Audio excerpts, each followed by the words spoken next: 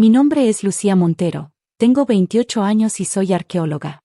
La mayoría de la gente me conoce como la nieta problemática de la familia Montero, una de las familias más ricas de la ciudad.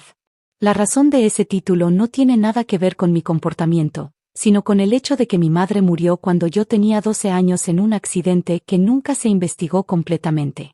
Mi padre se volvió a casar 6 meses después con su secretaria, y yo me fui a vivir con mi abuelo Ricardo. Tu padre necesita rehacer su vida, me dijo mi tía Elena cuando me opuse a la boda. Deberías estar agradecida de que Vanessa quiera ser tu nueva madre. Pero mi abuelo Ricardo veía las cosas de manera diferente. La noche que me mudé con él, mientras me arropaba en la cama, me susurró: a veces, pequeña, las coincidencias son demasiado convenientes para ser accidentales. Mi abuelo era un hombre extraordinario. Había construido su imperio desde cero, convirtiendo una pequeña librería en una cadena de hoteles de lujo.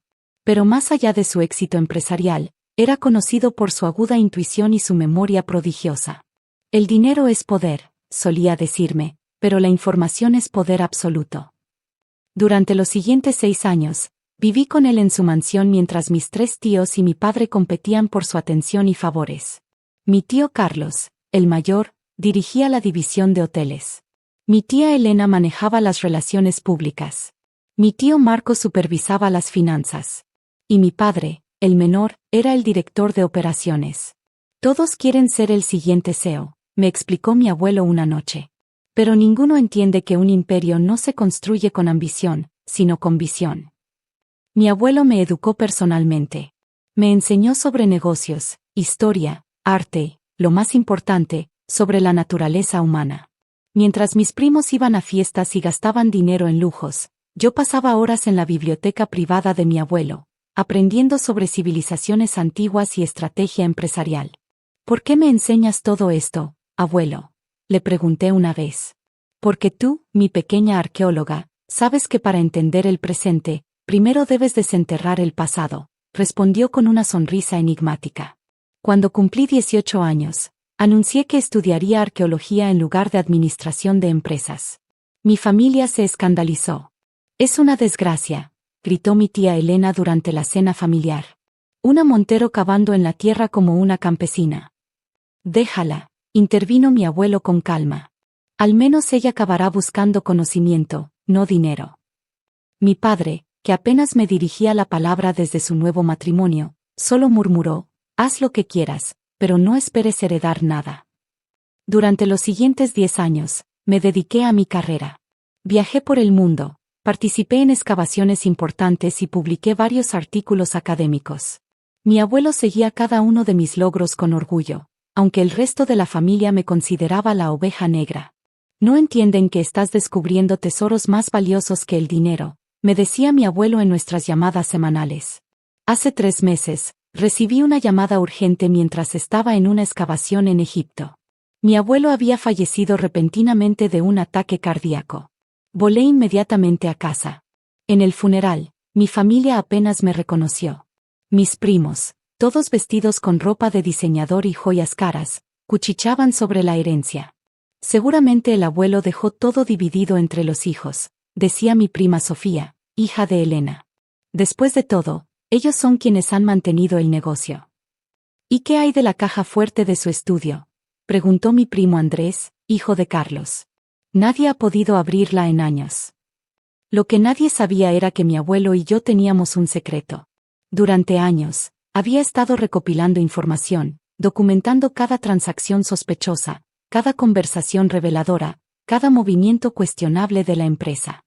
La verdad, me dijo en nuestra última conversación, es como un artefacto antiguo, Lucía. A veces necesita ser desenterrada para que todos la vean.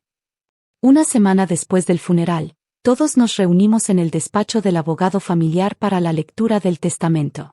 Mientras esperábamos, noté las miradas de desdén de mi familia. Miren quién decidió aparecer, se burló mi tía Elena. La nieta huérfana que prefiere jugar con piedras viejas. Mi madrastra Vanessa soltó una risita, mientras mi padre fingía estar absorto en su teléfono. Lo que ninguno de ellos sabía era que estaba a punto de desenterrar el secreto más grande de la familia Montero. El abogado, el señor Ramírez, Entró en la sala sosteniendo un sobre grueso y una caja metálica que reconocí como la misteriosa caja fuerte del estudio de mi abuelo. Antes de comenzar, dijo el señor Ramírez, el señor Montero dejó instrucciones específicas sobre cómo proceder. Sacó un DVD y lo insertó en el reproductor. La imagen de mi abuelo apareció en la pantalla, sentado en su biblioteca. Si están viendo esto, comenzó, significa que he fallecido. Pero antes de que se lean mis últimas voluntades, hay algo que debe hacerse. Mi abuelo se inclinó hacia la cámara. Lucía, cariño, ¿recuerdas nuestras lecciones sobre las civilizaciones antiguas? ¿Recuerdas el código que usábamos? Por supuesto que lo recordaba. Durante años, mi abuelo y yo habíamos desarrollado un sistema de códigos basado en jeroglíficos egipcios y numerología maya. La caja fuerte solo puede ser abierta por alguien que entienda que el pasado es la llave del presente, continuó mi abuelo. Mi tío Carlos se burló. ¿De qué está hablando? Hemos intentado abrir esa caja durante años. Me levanté y me acerqué a la caja. En la parte superior había una serie de símbolos que parecían decorativos para cualquier otra persona, pero para mí eran claros como el día. Los símbolos representan fechas, expliqué mientras giraba los diales. Fechas importantes en la historia de la familia. La fecha del primer hotel. La fecha de mi nacimiento. Y la fecha del accidente de mi madre. La caja se abrió con un clic. Imposible, exclamó mi tía Elena. Dentro había varios sobres y una USB. El señor Ramírez los tomó y conectó la USB a su computadora. Lo que apareció en la pantalla hizo que todos contuvieran la respiración. Eran documentos, correos electrónicos y fotografías. Miles de ellos. Durante años, continuó mi abuelo en el video, he observado cómo mi propia familia se corrompía por la codicia. He visto traiciones, robos y algo mucho peor. Las imágenes comenzaron a mostrar transferencias bancarias sospechosas, contratos fraudulentos y reuniones secretas. Carlos, dijo mi abuelo, has estado desviando fondos a cuentas offshore durante una década. Mi tío se puso pálido. Elena, has estado vendiendo información confidencial a nuestra competencia. Mi tía se dejó caer en su silla. Marco, las pérdidas en los libros contables no eran errores, ¿verdad? Mi tío Marco comenzó a sudar. ¿Y Roberto? Mi abuelo hizo una pausa, mirando directamente a mi padre. Tu crimen fue el peor de todos. La siguiente imagen mostró correos electrónicos entre mi padre y el mecánico que había revisado el auto de mi madre la semana antes del accidente. Los frenos no fallaron por accidente, ¿verdad, hijo?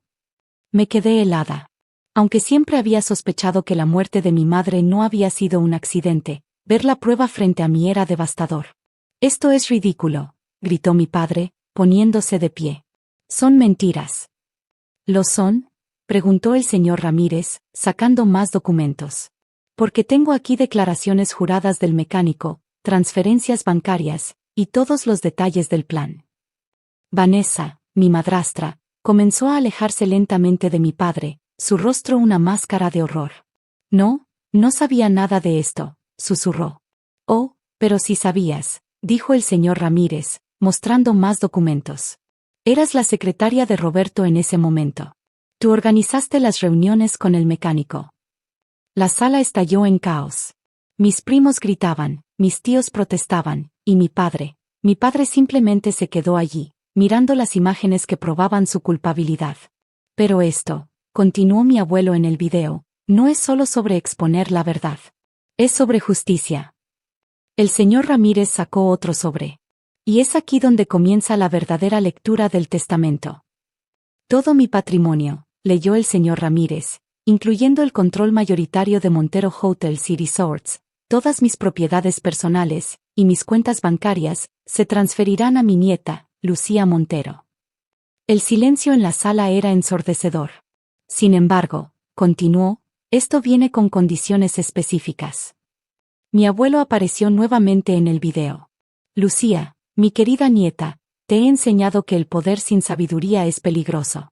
Por eso, junto con esta herencia, viene una responsabilidad. El señor Ramírez sacó otro conjunto de documentos. Toda la evidencia de las actividades ilegales será entregada a las autoridades, explicó. Sin embargo, Lucía tiene la opción de negociar acuerdos con los miembros de la familia bajo ciertas condiciones. Mi familia, que momentos antes me miraba con desdén, ahora me observaba con una mezcla de miedo y súplica. Por supuesto, intervino el señor Ramírez, el caso del señor Roberto Montero es diferente. El asesinato no es negociable. Mi padre se derrumbó en su silla mientras dos oficiales de policía entraban en la sala. Aparentemente, mi abuelo había coordinado todo con las autoridades antes de su muerte. No pueden hacer esto, gritó mi padre mientras lo esposaban. Soy un Montero. Ya no, respondí, encontrando mi voz. Los Montero protegen a la familia, no la destruyen. Durante las siguientes semanas, la verdad salió a la luz. Mi padre y Vanessa fueron arrestados por el asesinato de mi madre. Mis tíos enfrentaron cargos por fraude y malversación. Sin embargo, recordando las enseñanzas de mi abuelo sobre la sabiduría y la justicia, decidí ofrecer un camino hacia la redención. Pueden conservar sus trabajos en la empresa, les dije a mis tíos, pero bajo supervisión estricta y con sueldos reducidos. El dinero robado debe ser devuelto, y trabajarán para reconstruir lo que intentaron destruir. ¿Por qué nos das otra oportunidad?, preguntó mi tía Elena, con lágrimas en los ojos. Porque el abuelo me enseñó que un imperio no se construye sobre venganza, sino sobre principios. Mis primos, que habían sido mantenidos en la ignorancia de las actividades de sus padres, recibieron la oportunidad de demostrar su valía por mérito propio. Contraté a un equipo de profesionales para reestructurar la empresa. Sorprendentemente, mi formación en arqueología resultó invaluable. Al igual que en una excavación, expliqué a la junta directiva, debemos remover cuidadosamente las capas de corrupción para preservar lo valioso que hay debajo. Un año después, Montero Hotels y Resorts se había transformado. Implementamos políticas de transparencia, programas de responsabilidad social, y una nueva cultura corporativa basada en la integridad. Mi padre fue condenado a 30 años de prisión. Vanessa recibió 20 años como cómplice. Durante el juicio, finalmente supe toda la verdad. Mi madre había descubierto sus actividades ilegales y amenazó con denunciarlo. En cuanto a mí, dividí mi tiempo entre dirigir la empresa y continuar con mi trabajo arqueológico. Establecí una fundación en memoria de mi madre para financiar investigaciones arqueológicas y preservar el patrimonio cultural. El verdadero legado, decía a menudo mi abuelo, no es lo que construyes, sino lo que preservas. En su biblioteca, que mantengo exactamente como él la dejó, encontré una última carta. Querida Lucía, si estás leyendo esto, significa que has descubierto la verdad y has tomado las decisiones correctas. Te elegí no solo porque eres la única que mantuvo su integridad, sino porque entiendes que el poder debe servir a un propósito mayor. Tu madre estaría orgullosa de ti. Yo siempre lo estuve. Con amor, abuelo. Hoy, cuando miro el imperio que heredé, no veo solo hoteles y propiedades. Veo un legado de verdad y justicia, construido sobre las enseñanzas de un hombre sabio que entendió que la verdadera riqueza está en preservar lo que es correcto. Y aunque el camino no fue fácil, aprendí que a veces debemos desenterrar el pasado para construir un mejor futuro.